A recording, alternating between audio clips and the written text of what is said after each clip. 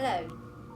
So in our last video we talked about a simple, quick, low-cost way of identifying kits, clean kits, unclean kits and kits that we could maybe start on. So what I'm going to share with you today is what that then facilitated for us. Please do keep in mind that we manufacture hundreds of different products every month and they all take a different route through the factory. Some are just machine build, some are built by hand, some of these are then tested and some are then built into their final boxed units or metalwork plastics, depending on the product type.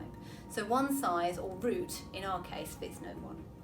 What I'm trying to say is that what we talk about today may not apply to you if you have a running production line that manufactures broadly the same product, or production flow that at least all the products follow the same route throughout your factory. Before we start, there are some basic human behaviours we need to understand if we want to drive productivity in our production environment. One of the first ones is that no one wants to look as if they are not busy. In production, not being busy equals my job is at risk. We know this to be true because a job that can be done in half a day can take a lot longer if we are going through a slow period. Can you increase the price to reflect this time? Absolutely not. So then you also have inaccurate decision-making data when bidding for that job a second time around. The second is that the production team are not necessarily aware of if we are having a busy period or just ticking over. Or if the busy period we are having will be for a week or 6 months. They just need to continue to look busy and have a job to work on. If they finish this job too quickly, will there be another one? Or if you have many different jobs like we do, what if the next job available is not suitable for their skill set? When you work with many different production jobs, your neighbour being busy on the shop floor does not necessarily mean that there is something available for you to do.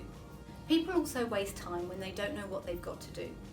We've all done it, walked into the office not really having a clear plan of action for the day and wasted our first hour or so sifting through emails, chatting by the copy machine and trying to establish what it is that it should be our priority for the day. Same thing. People get on when they know what to focus on. So how can you give them the security and motivate them to get their job built in 4 hours and not 6 or 8? Kit waiting is another super simple concept. When an operator finishes a job, rather than letting them let their supervisor know and then collecting their next job from a central location, their supervisor places their next kit, including all the supporting information and specialist tools, at their workstation before their current job is finished, giving them the security that there will be another job when they finish that job, and that we need them to keep on top of what it is that they're doing and keep up with the rest of the team.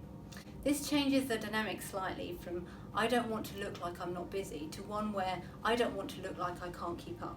A win-win for everybody. The best that I have ever seen this working was at a factory manufacturing extremely large pieces of equipment. The stores team delivered trolleys of kit to each part of the production line. Each stage had 2 or 3 kits ready to go, each one slightly different to accommodate the end user customization requirements. They then hung the main body of the equipment from a moving conveyor for each department to fit the parts as it went past. Clearly the speed of the conveyor dictates the takt time, but the fact that they could see their next job coming down the line and that they had the kit ready to go makes all the difference. We aren't quite at the stage where our stores team know which operator to deliver the hand-built kits to, but they do deliver the machine-built kits straight to the correct pick and place line, which has already delivered results. This, along with an investment strategy, has helped us to deliver what we were manufacturing on 5 lines on 2. Please join us next time when we'll be sharing a bit more about how we delivered this turnaround in productivity on our surface mount assembly lines.